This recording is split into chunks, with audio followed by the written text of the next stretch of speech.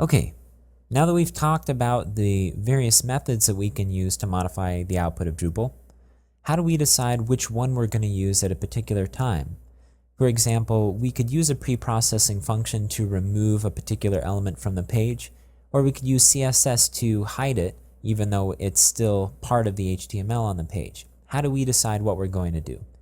Well, here's a list of questions that you can ask and some thoughts on what might be the most applicable for each yes answer to these questions.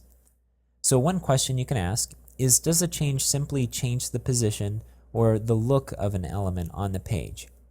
If so, then typically CSS will get you what you need. Sometimes, however, you'll need to be able to add additional wrapper HTML to particular elements in order to position them in an exact way, and that might require some work in a pre-processing function. Okay, a second question is this change one that will be good for themers to have access to? If so, then you probably want to make the change on the theming layer, so either through an overridden template file or a overridden theme function inside of the template.php file, which we'll talk about later. A third question you can ask is, does the change contain logic? If so, then it's probably something that will go into a pre-processing function, but there are exceptions to this. One is if the logic is very simple. For example, you'll see in a lot of template files where an if statement is used to determine whether there is content in a particular variable before rendering it. And in these cases, something like that is suitable for inside of the presentation layer or the theme function or template file. Beyond that, a good rule of thumb is to put any logic inside of a pre-processing function.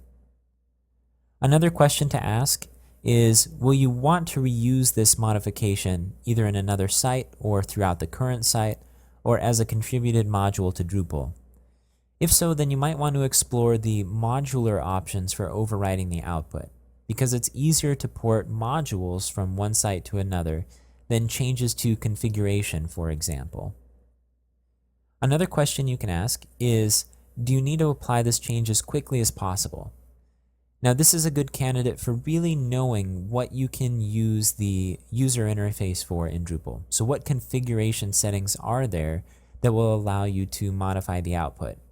Once you have a good grasp of what's available, you can ask yourself whether one of those options will get you what you need in terms of the output. So this is looking at the configuration settings for the theme, for example, also the site configuration settings.